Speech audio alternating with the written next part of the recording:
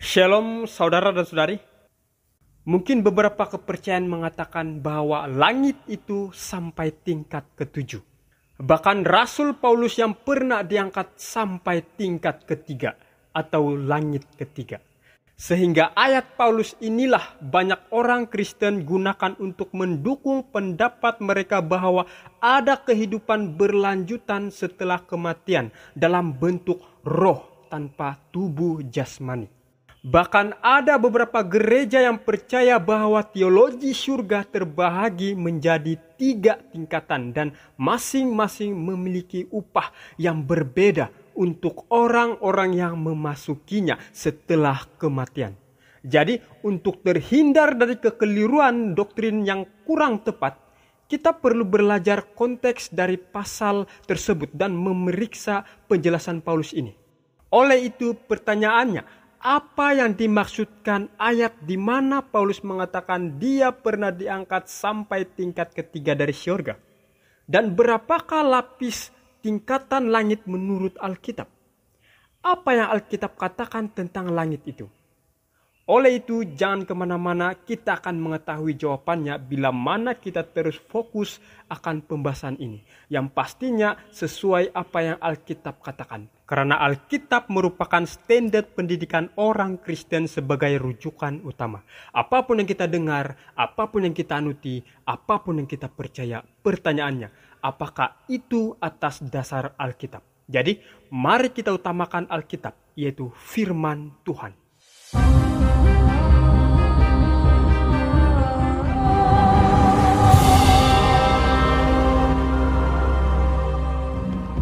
Aku tahu tentang seorang Kristen 14 tahun yang lampau. Entah di dalam tubuh, aku tidak tahu.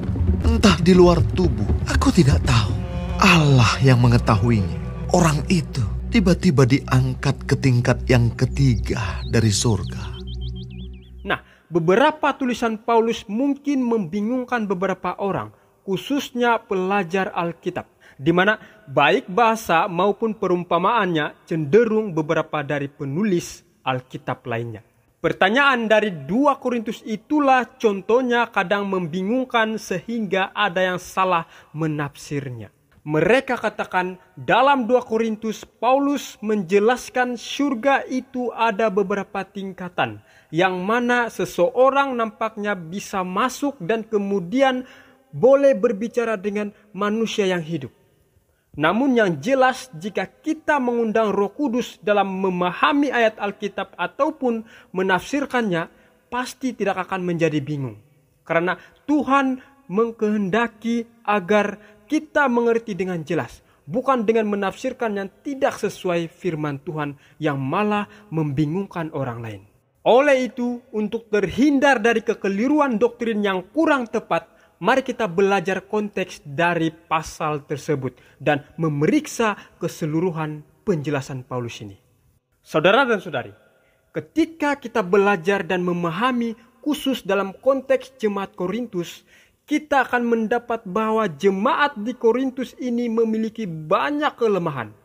Hanya dalam beberapa tahun saja jemaat ini dibentuk, timbul banyak laporan kesombongan rohani, perbuatan asusila dan kekeliruan teologi kepada Paulus. Sehingga Paulus merasa perlu untuk menulis surat yang panjang untuk menegur mereka, dan itulah surat 1 Korintus. Selanjutnya, suratnya yang kedua adalah untuk mereka menunjukkan masalah yang muncul kemudian. Salah satu kabar yang dihadapi gereja adalah pengaruh pelajaran palsu dalam nama Yesus. Sehingga gosip tersebar dari guru-guru palsu di jemaat Korintus tentang kelemahan Paulus. Oleh itu, untuk menegur kabar dari pengajaran palsu, Paulus menghabiskan sebanyak mungkin bagian dari 2 Korintus untuk membangun kembali otoritasnya sebagai pemimpin gereja untuk menjelaskan posisinya kepada mereka yang berusaha mengacaukan otoritasnya dan membahayakan gereja. Sebagaimana dia menjelaskan dirinya sebagai rasul, dia menyebutnya sebagai bermegah. Oleh karena itu, dia bermegah dengan cukup bukti bahwa Yesus berbicara dalamnya. Dalam pasal 11 dia bermegah dalam keturunannya sebagai Yahudi. Kesusahannya dalam melayani Kristus termasuk penganiayaan, pengasingan, dan perjalanan berbahaya. dan lolosnya dari Aretas raja dan pemimpin Damaskus. Lalu tiba di pasal 12, dia bermegah atas penglihatan dan wahyu dari Tuhan. Dan itu sebab dalam 2 Korintus 12 ayat pertama Paulus bermegah. Aku harus bermegah, sekalipun memang hal itu tidak ada faedahnya. Namun demikian, aku hendak memberitakan penglihatan-penglihatan dan penyataan-penyataan yang kuterima dari Tuhan. Nah, di ayat pertama ini, Paulus menulis kepada jemaat Korintus dan dia mengatakan, aku harus bermegah sekalipun hal itu tidak ada faedahnya. Artinya, Paulus mengerti bahwa berbicara sombong itu tidak ada manfaatnya yang mana dilakukan guru-guru palsu. Paulus tidak mau melakukan hal itu sebenarnya. Tetapi dalam keadaan ini ia terpaksa melakukannya untuk membela tuduhan-tuduhan dari guru-guru palsu dan untuk membuktikan kerasulannya dan pesannya. Dan dia pun memulai memberitakan penglihatan-penglihatan dan penyataan-penyataan yang dia terima dari Tuhan. Dan dia pun menceritakannya. Aku tahu tentang seorang Kristen 14 tahun yang lampau. Entah di dalam tubuh, aku tidak tahu. Entah di luar tubuh, aku tidak tahu. Allah yang mengetahuinya. Orang itu tiba-tiba diangkat ke tingkat yang ketiga dari surga. Aku juga tahu tentang orang itu. Entah di dalam tubuh, entah di luar tubuh, aku tidak tahu. Allah yang mengetahuinya. Ia tiba-tiba diangkat ke Firdaus. Dan ia mendengar kata-kata yang tak terkatakan, yang tidak boleh diucapkan manusia. Atas orang itu, aku hendak bermegah. Tetapi atas diriku sendiri, aku tidak akan bermegah. Selain atas kelemahan-kelemahanku. Sebab sekiranya aku hendak bermegah juga, aku bukan orang bodoh lagi. Karena aku mengatakan kebenaran. Tetapi aku menahan diriku, supaya jangan ada orang yang menghitungkan kepadaku lebih daripada yang mereka lihat padaku, atau yang mereka dengar daripadaku. Pertanyaannya, siapakah orang yang Paulus singgung dalam cerita itu yang diangkat ke tingkat 3 dari surga? Dari pasal ini dan dari sekian penjelasan membuat jadi jelas bahwa Paulus tentunya menunjuk dirinya sendiri sebagai seseorang yang diangkat ke tingkat ketiga surga. Dia menceritakan tentang pengalaman serta penglihatan yang dia sudah alami. Pertanyaan selanjutnya, kenapa Paulus menggunakan kata ganti orang ketiga dalam kisahnya? Kenapa dia tidak menggunakan kalimat aku atau saya? Jawabannya, karena dia menggunakan kata ganti orang ketiga untuk menjauhkan dirinya dari timbulnya kesombongan sebagaimana kebiasaan sifat guru-guru palsu. Bahkan pengalaman ini tidak pernah ia ceritakan kepada siapapun sebelum ini. Juga kepada jemaat Korintus yang pernah ia dirikan dan layani selama kurang lebih 2 tahun. Karena tidak mau orang menilai dirinya berdasarkan penglihatan-penglihatan rohani spektakuler yang tidak dapat dibuktikan oleh siapapun. Sebaliknya, ia ingin jemaat Korintus menilai dirinya hanya berdasarkan apa yang mereka lihat dan dengar dari pengajaran dan kehidupannya. Meskipun demikian, ia terpaksa menceritakannya juga sekalipun ia tahu bermegah dengan kesombongan itu adalah perbuatan bodoh. Ia terpaksa melakukannya untuk membela tuduhan-tuduhan dari guru-guru palsu dan untuk membuktikan kerasulannya serta pesannya. Nah, dalam ayat itu juga mengatakan 14 tahun yang lampau. Apa artinya? Kira-kira sekitar 20 tahun atau lebih sebelumnya di mana Paulus telah menemui Kristus di jalan Damsyik. Kita pasti ingat kisah pertobatan Paulus. Waktu itu terjadi antara sekitar tahun 36 Masehi. Pasal ini terdapat dalam Kisah Para Rasul 9 ayat 1 hingga 7. Dan jika tanggal penulisan surat 2 Korintus ini dibuat sekitar tahun 57 Masehi, jadi 14 tahun lampau adalah sekitar 43 Masehi.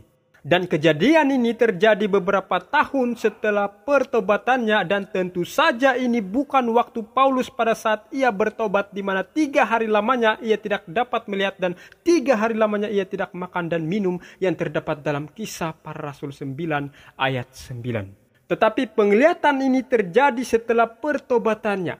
Besar kemungkinan ketika Paulus sedang berdoa di bait suci setelah dia kembali ke Yerusalem.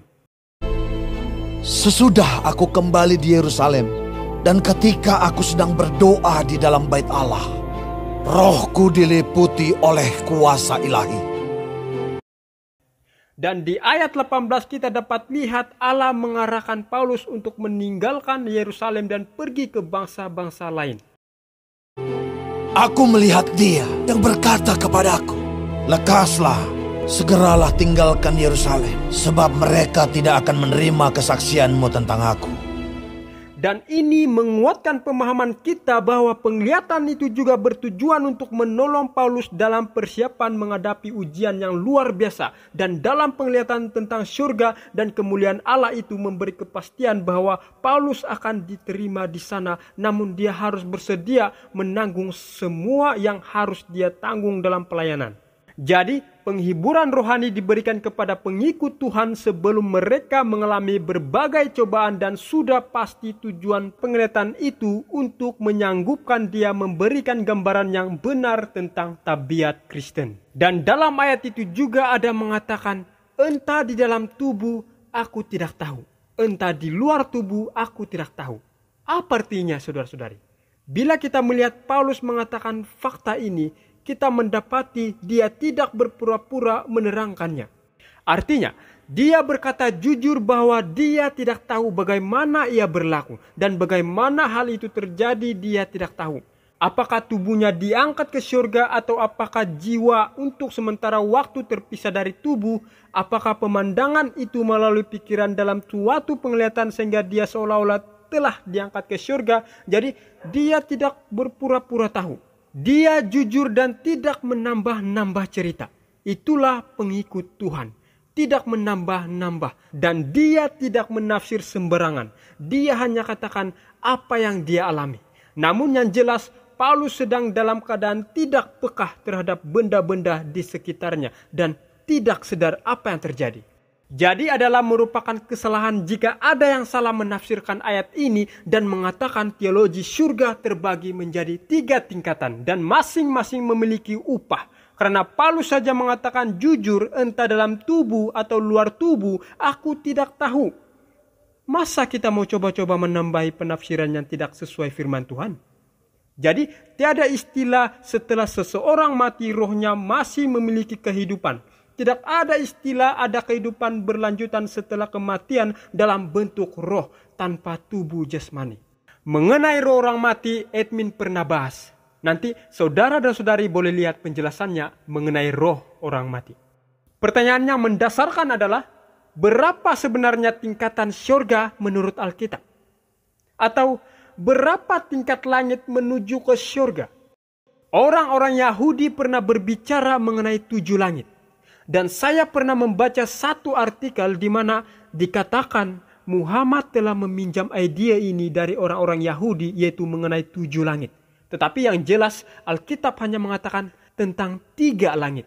Dan di antara orang Yahudi pada zaman para rasul juga mengatakan langit dibahagi menjadi 3. Mari lihat penjelasannya. Langit pertama, Kejadian 1 ayat 8. Lalu Allah menamai cakrawala itu langit. Jadilah petang dan jadilah pagi. Itulah hari kedua. Kejadian 1 ayat 20. Berfirmanlah Allah, hendaklah dalam air berkeriapan makhluk yang hidup dan hendaklah burung berterbangan di atas bumi melintasi cakrawala. Yeremia 4 ayat 25. Aku melihat ternyata tidak ada manusia dan semua burung di udara sudah lari terbang. Ayub 38 ayat 4 dan 9. Di manakah engkau ketika aku meletakkan dasar bumi? Ceritakanlah kalau engkau mempunyai pengertian. Ketika aku membuat awan menjadi pakaiannya dan kekelaman menjadi kain bedungnya. Jadi menurut beberapa contoh ayat tersebut, langit pertama yaitu di atas bumi kita, yakni udara, di mana burung berterbangan tinggi dan termasuk awan dan atmosfera. Bagaimana pula dengan langit kedua? Mazmur 19 ayat 2. Langit menceritakan kemuliaan Allah dan cakrawala memberitakan pekerjaan tangannya. Jika aku melihat langitmu, buatan jarimu, bulan, dan bintang-bintang yang kau tempatkan. Apakah manusia sehingga engkau mengingatnya? Apakah anak manusia sehingga engkau mengindahkannya? Jadi langit yang kedua itu adalah di mana matahari, bulan, dan bintang-bintang serta benda luar angkasa lainnya berada yang terdapat di luar atmosfera. Bagaimana dengan langit ketiga?